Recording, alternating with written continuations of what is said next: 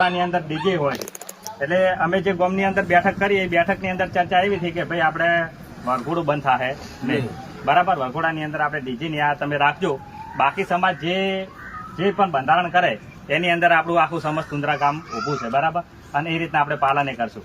આ ડીજે બંધ કરો, પણ જે ઝોનની અંદર તમે લઈને જતા હોય એ ડીજે બંધ કરો, કારણ કે તમે ઓછી ડીજે લઈને જો, અમે વેવેના ઘરે જો એટલે વેવેના ઘરે આ પક્ષના રમતા હોય પેલા પક્ષના રમતા હોય, એ જગ્યાએ બબાલ થવાની કે નાના મોટી માથાકૂટ થવાની શક્યતા હોય.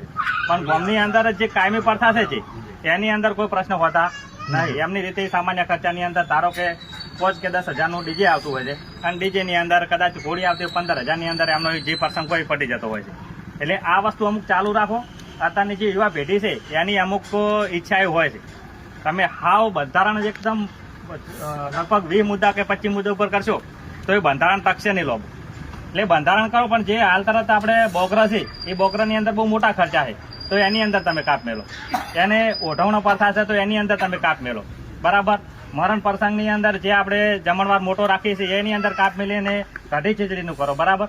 એ રીતના બીજા જે અન્ય નાના મોટા ધારો કે જેમ પ્રસંગની અંદર જે બધાએ આપણે બધા કપડાં લઈને જતા હોય છે તો એ બંધ કરો, બરાબર. એ આ રીતના જે નાના મોટા ખર્ચા છે એ બંધ કરો.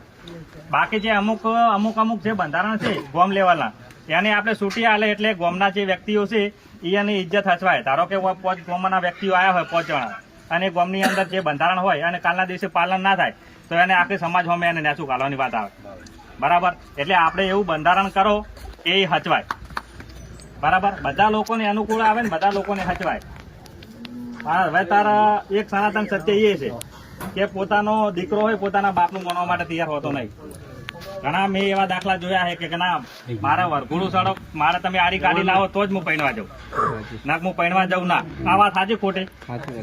હાલ આ સમાજ બેઠી, બરાબર. સમાજ હતા જે નિર્ણય લે કાલના દિવસે લેખિત થાય, આ બંધારણ કમ્પ્લીટ આપણું લખણ થાય, અને એ બંધારણ પર કાલના દિવસે માન્ય નહીં રહે તો એનો કોઈ મતલબ રહે નહીં. એટલે મારી તો ભાઈ એક જ વાત છે, એક સમાજની એક મારી વિનંતી છે કે બંધારણના મુદ્દા આપણે એવા લાવીએ કે જે મોટા ખર્ચા છે એને બંધ કરીએ. અમુક ડીજે વાળા જે છે એ ઠાકોર સમાજના ડીજે વ્યક્તિઓ રાખતા હોય છે તો એમની રોજગારી હોમું છે જુઓ. સામાન્ય ઝોનની અંદર બંધ થાય, બરાબર, તો એમને નુકસાન નહીં આવે, પણ જે નાના મોટા જે ગામની અંદર જે પ્રસંગો થતા એની અંદર ડીજે ચાલુ હોય તો એમની રોજગારી હેડી જાય, બરાબર.